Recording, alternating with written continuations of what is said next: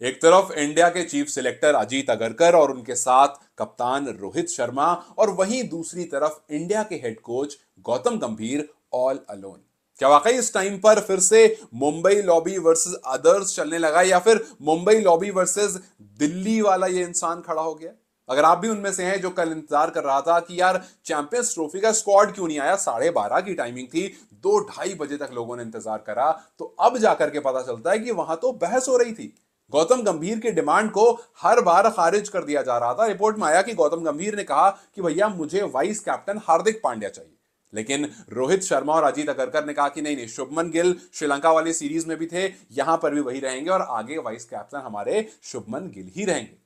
फिर उसके बाद बात आई कि गौतम गंभीर संजू सैमसन को बैक कर रहे थे, संजू सैमसन को वोट किया था as a second wicket keeper, लेकिन एक तरफ दो लोग इकट्ठा खड़े थे, रोहित शर्मा और अजीत अगरकर, जो ऋषभ पंत को, once in a generational talent कहे जाने वाले ऋषभ पंत का सपोर्ट कर रहे थे। आज संजू सैमसन और गौतम गंभीर मिलते हैं, India versus England T20 series शुरू होनी है, गौतम टीम के साथ मिल चुके हैं। संजू के साथ काफी देर मैदान में खड़े होकर वो हेड कोच के साथ, हेड कोच, बैटिंग कोच और संजू, ये तीनों खड़े होकर काफी देर बात कर रहे थे, और लोगों ने कहा कि यहां भी ये संजू को समझा रहे होंगे कि भैया तुम्हारे लिए बहुत लड़ा, लेकिन वहां पर दो लोग हैं जो मेरी बात नहीं सुन रहे।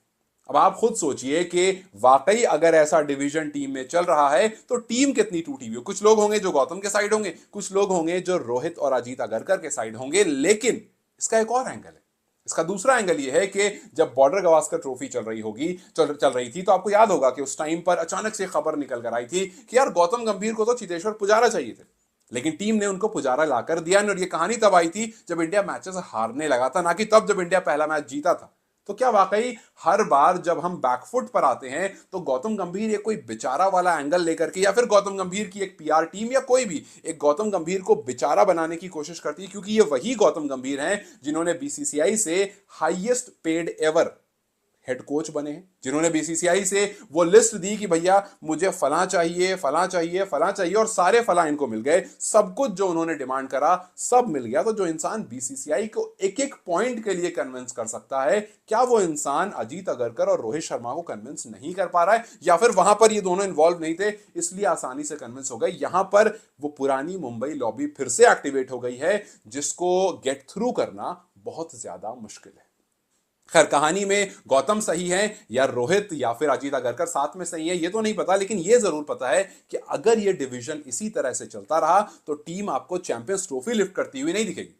बिकॉज वो राहुल द्रविड़ की टीम थी जो इकट्ठा थी, जो रोहित शर्मा और राहुल द्रविड़ आपस में एक दूसरे को कन्विंस किया करते थे। जहां पर राहुल द्रविड़ ने कहा था कि यार मैं ओडीआई वर्ल्ड कप के बाद कंटिन्यू नहीं करूंगा, तो रोहित शर्मा ने कॉल करके कहा कि राहुल भाई एक और टूर्नामेंट रुक जाओ, T20 वर्ल्ड कप रुक जाओ, फिर चले जाना, नहीं रोकूंगा। कप्तान ने हेड कोच को रोका था, वो एनवायरमेंट अलग था, वो टीम अलग थी, वो इकट्ठा थी। यहां पर ये टीम टूटी हुई है।